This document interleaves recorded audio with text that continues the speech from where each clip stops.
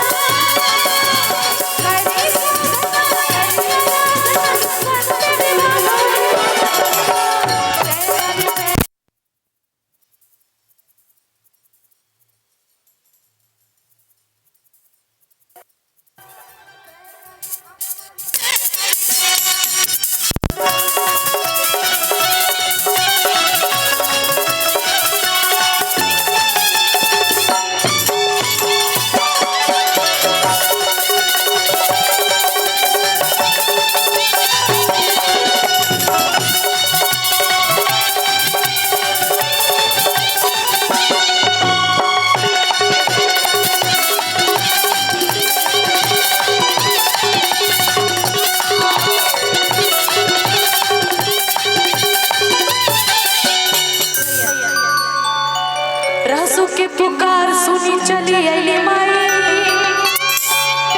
राजा माना सिंह के रहे काल घिरे आए नहीं सुधरेगा ना ना संतोष पागल ना ताली नहीं बजाएगी ना कसम खा मतलब हमारी फोटो को हमें देखाइबा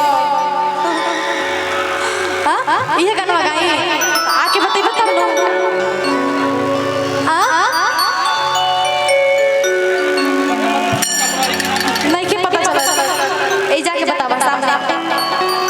रहसू के पुकार सुनी चली अली माई। आप लोग ताली बजा सकते हैं ना, डांस भी कर सकते हैं सब।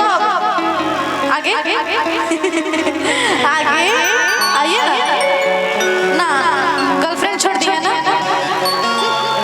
चलिए सब लोग झूम के एकदम मस्ती में काली माँ की मस्ती में ताली सब लोग बजाएगा। जो नहीं बजाएगा उसका कल हाथ नहीं उठेगा। मजाक कर रहे हैं, माई सबके लिए बराबर बारी।